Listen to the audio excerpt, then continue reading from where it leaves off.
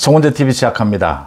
입시 비리 혐의 징역 4년형을 받고 서울구치소에 있는 조국의 부인인 정경심에게 지난 2년 동안 영치금입니다. 4천만 원에서 2억여 원의 영치금을 받았다. 거의 후원금 수준입니다. 이 정경심에 대해서 이렇게 큰 돈의 후원금을 보낸 사람들, 그 사람들의 심리는 뭘까라는 생각을 하게 됩니다. 또 김건희 여사의 지난 대통령 선거 기간 도중에 내내 문제가 됐던 겁니다. 김건희 여사가 교생을 실제 했느냐, 가짜다, 교생을 하지 않았다, 이런 논란이 있었는데, 김건희 여사가 교생을 할 당시에 제자가 당시에 김건희 여사로부터 받은 편지, 같이 찍은 사진을 올렸습니다. 최근 대통령실에 이걸 보냈습니다. 그걸 대통령실이 공개를 했습니다. 김건희 여사의 교생, 이 가짜뉴스였습니다. 이 가짜뉴스를 이렇게 퍼뜨린 것, 씁쓸한 생각을 갖게 됩니다. 오늘도 쏟아졌습니다. 뉴스가. 쏟아지는 뉴스 중에서 제 눈길을 끈 게 이 정경심과 김건희에 대한 이 뉴스였습니다. 이 부분 짚어보기 전에 정말 언제나 상식을 생각합니다. 상식을 말씀을 드리면 좀 재미가 없는 것 같습니다. 이 상식보다는 비상식이 쇼킹하고 재미도 있습니다. 진짜 뉴스보다 가짜 뉴스가 훨씬 눈길을 끕니다. 그래도 우리 사회가 상식을 되찾아야 한다. 조금은 덜 재미있지만 상식을 되찾는 사회가 되어야 한다 라는 것이 중요한 것이기 때문에 상식의 선에서 오늘의 많은 기사들을, 쏟아지는 기사들을 간단히 점검을 하고 정경심과 김건희 이야기로 돌아가겠습니다. 먼저 이재명에 대해서 그 백현동 사업을 추진했던 사람입니다. 이게 검찰발 뉴스로 새로 드러났는데, 사실은 새로 드러난 것은 아니고 그 사업을 추진한 사람이 로비를 해서 이 용도 변경, 4단계 용도 변경도 하고 그 로비 자금으로 35억 원이 쓰인 것이다. 이런 게 지금 최근에 검찰 수사, 검찰의 기소에서 드러난 부분입니다. 그리고 이런 로비의 대상이 이재명과 정진상이었다라는 겁니다. 이게 계속 검찰이 수사하고 있는 부분이니까 이재명에 대해서 이 부분도 확인이 되면 또 기소를 할 수밖에 없는, 이재명을 불러서 조사도 할 수밖에 없는, 백현동이 대장동 못지않게 어마어마한 규모고 이게 수익을 3천억 원 수익을 올린 것이거든요. 이건 또 선거법 위반과도 관련이 있습니다. 이재명이 그 4단계 용도 변경을 해준 게 국토부의 압력 때문이다라는 것이었는데, 백현동 추진 사업자 이 사람에게 로비를 받고 4단계 용도 변경을 해준 것이다. 선거법 위반의 거짓말 부분도 입증이 되는 사안입니다. 또 이재명이 어제 이낙연 상가를 찾았다가 이낙연 지지자들로부터 욕을 들은 것, 이런 것도 이재명에게 흔히 있는 그런 뉴스거리입니다. 또 민주당 내에 이낙연계에서 토론회를 열었는데 거기에서 걔딸 이재명에 대해서 집중적인 성토가 있었다. 이것도 흔히 있는 일입니다. 요즘엔 이 정도는 흔히 말만 하고 아직까지 이재명에 대해서 본격적인 집단 행동에 나서지 못하고 있는 민주당, 모두 자기의 보신에만 급급하고 있다라는 겁니다. 이재명 그 정도고요. 홍준표도 또 오늘 논란이 됐습니다. CBS입니다. CBS에서 그 질문을 하면서 홍준표를 좀 기분 나쁘게 했죠. 그러니까 홍준표가 생방송 도중인데 전화를 끊어버렸습니다. 한동훈 장관의 출마를 어떻게 생각하느냐라는 부분인데, 한동훈 장관 질문을 계속하면서 CBS에서 우리가 방자하냐 이렇게 좀 깝족거렸죠. 그러니까 그런데 홍준표가 이렇게 언론과의 인터뷰를 하면서 전화를 끊어버리고 갑자기 생방송 도중에 나가버리고 이런 일은 한두 번이 아닙니다. 최근에 홍준표가 윤석열 대통령에 대해서도 100분 토론에 나가서 유시민과 토론을 하면서 홍준표가 윤석열 대통령이 정치 초보인데 노련한 정치술을 기대할 수 있겠느냐 이런 식의 이야기도 하고, 홍준표가 그동안은 그래도 좀 점잖은 모습을 보여주려고 했는데 김재원 그 말실수 그 이후에 홍준표가 좀 또 버럭하는, 이성을 잃는 이런 모습을 보여주고 있습니다. 참 재버릇 개 못 준다 이런 이야기도 있는데, 홍준표는 이 문제가 자신의 이 성품에도 문제가 있지만, 그러니까 이게 민주당 쪽 역선택을 노리는 언제든지 그런 쪽으로 왔다 갔다 할 수 있는 이런 게 신뢰를 주지 못하고 있다. 경솔하다 이런 부분입니다.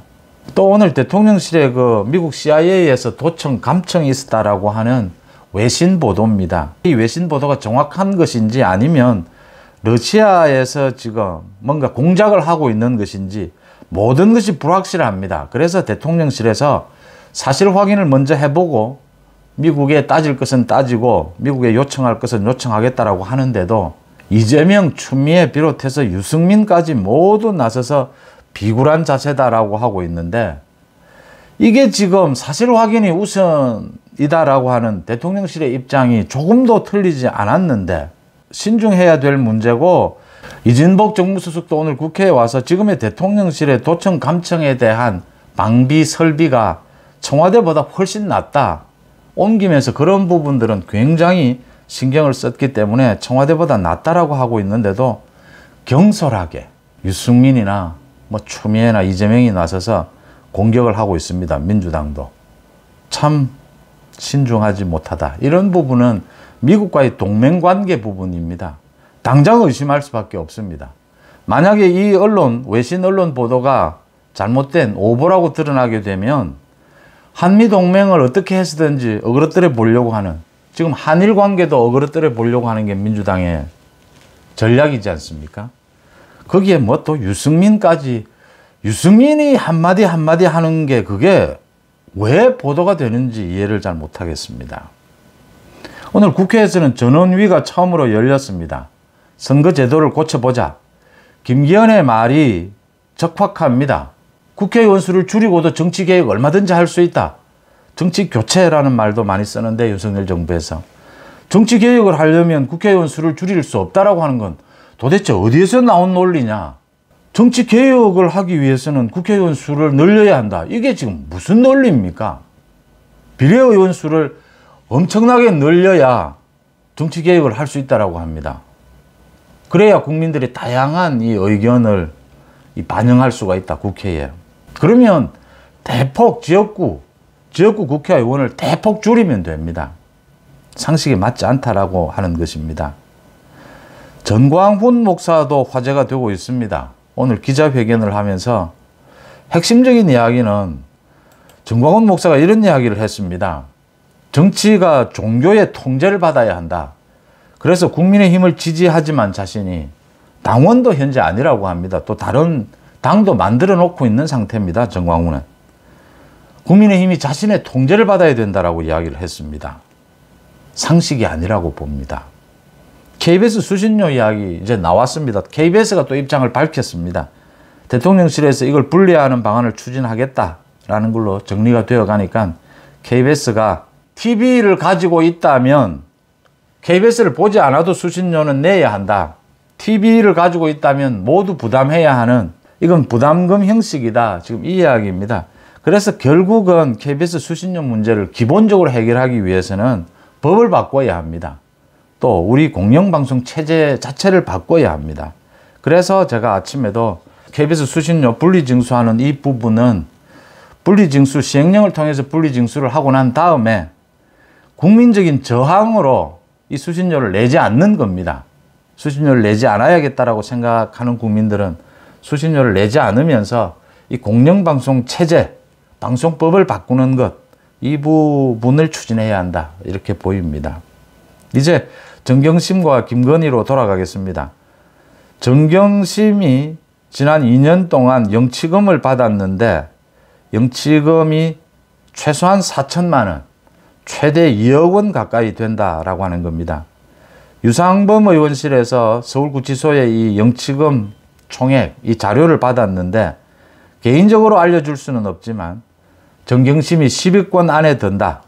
10위권, 10위를 차지한 사람이 4,100만 원이 넘었습니다. 그러니까 정경심이 최소한 4,100만 원은 넘는다라고 하는 겁니다.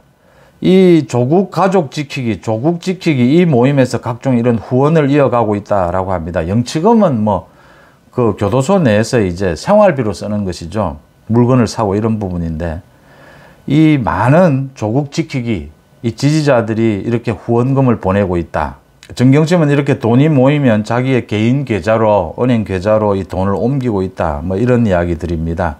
조민, 이 조국 교수의 딸인 조민이 의사 면허증이 이제 취소가 될 그런 위기에 있는데 또 그 반응이 조민에 대한 그 법원의 판결이 잘못됐다. 조국 가족에 대한 이 재판, 조국 가족이 저지른 입시 부정, 사람마다 다 기준이 다를 수 있습니다. 재판이 마음에 들지 않을 수도 있습니다. 그런데 지금 정경심, 조국, 조민에 대해서 이 지지자들이 하고 있는 행태는 도무지 상식적이지 않다라고 하는 겁니다. 지금 정경심이 무슨 독립운동한 것처럼 이렇게 떠받들어져야 될, 후원금을 이렇게 보내야 될 이런 상황은 아니지 않느냐라고 하는 겁니다. 정경심을 누가 탄압하고 정경심을 누가 억지로, 어거지로 이렇게 수사를 한 것은 아니지 않습니까? 이게 지금 윤석열 검찰총장 당시에 조국 가족이 희생됐다라는 것으로 인해서 이 조국 가족이 무슨 대단한 독립운동을 한 것처럼 이렇게 되는데 이게 상식적이냐 하는 겁니다. 대법원 판결을 무시하려고 하는 행동은 우리나라의 사법 시스템을 부정하겠다, 전면 부정하겠다라고 하면 우리나라에 살지 않아도 됩니다. 지금 보수 우파에 불리한 판결들이 훨씬 더 많습니다. 김명수 사법부가 들어서고 난 다음에. 그래도 판결이 마음에 들지 않아도 사법 시스템 전체를 부정하는 일은 보수에서는 하지 않는 것이 보수의 기본적인 태도입니다. 그런데 이렇게 조국 가족, 또 조국 가족에 대한 지지, 조국이 뭐 딸과 함께 또 이 북콘서트를 하러 전국을 다니고 있는데 이런 후원금을, 뭐 개인적으로 후원금을 주는 걸 뭐 탓할 일은 아닙니다만 이 행태에서 드러나는 이 비합리적인 거의 종교와 같은 겁니다. 사이비 같은 일이다라는 부분을 지적하지 않을 수가 없습니다. 반면에 김건희 여사의 제자가 1998년입니다. 김건희 여사가 서울 광남중학교에서 교생 생활을 했다. 그때 사생대회에서 찍은 사진, 제자들과 함께 찍은 사진, 그 사진과 김건희 여사가 그때 제자들에게 쓴 편지, 김건희 여사는 그때 숙명여대 석사과정이었는데 교생 실습 중이었다. 그 편지도 대통령실에 보내와서 공개를 했다. 그때 김건희 여사가 제자들에게 뭐 쓴 편지 내용이 있습니다. 헤어지는 순간이 다가와서 선생님은 너무도 아쉽다. 이제야 서로에 대해 알 수 있는 시간이 온 것 같은데 그 당시의 이름인 김명신까지 적혀 있습니다. 흔히 이제 교생들이 이 제자들과 헤어질 때 그 섭섭해하는 뭐 그런 내용의 편지입니다. 이 학생이 대통령실에 편지도 썼습니다. 지난 대통령 선거에서 교생 선생님이 김건희 여사가 각종 음해에 시달리는 모습에 마음 아파한 친구들이 많았다. 김건희 여사의 교생 경력이 사실인데도 허위 의혹에 휩싸여서 고생하는 것을 보고 마음이 아팠다. 김건희 당시의 선생님이 마지막 작별 인사를 하면서 눈물을 펑펑 흘리시던 그 모습을 많은 친구들이 기억한다 이랬습니다. 그 당시에 그 대선 기간 때 이 편지를 보내지 그랬습니까? 이 제자들이. 뭐 그건 그럴 수가 있는 것인데 민주당 쪽에서 이 가짜뉴스가 빚은 결과입니다. 선거 때가 되면 마타도어를 합니다. 가짜뉴스가 뭐 흘러 넘칩니다. 그런데 지금의 이재명의 민주당은 평소에도 계속 가짜뉴스를 늘어놓고 괴담을 늘어놓습니다. 이런 비상식이 빚어내는 우리 사회의 이 비용, 이 손실이 얼마나 크냐라는 부분을 짚지 않을 수가 없습니다. 오늘은 여러 가지 많은 이야기를 했습니다. 많은 사례를 들었습니다. 모두 저는 비상식적이다라고 봅니다. 정상이 아니라고 봅니다. 여러분들은 어떻게 보십니까? 송은재TV 마칩니다. 고맙습니다.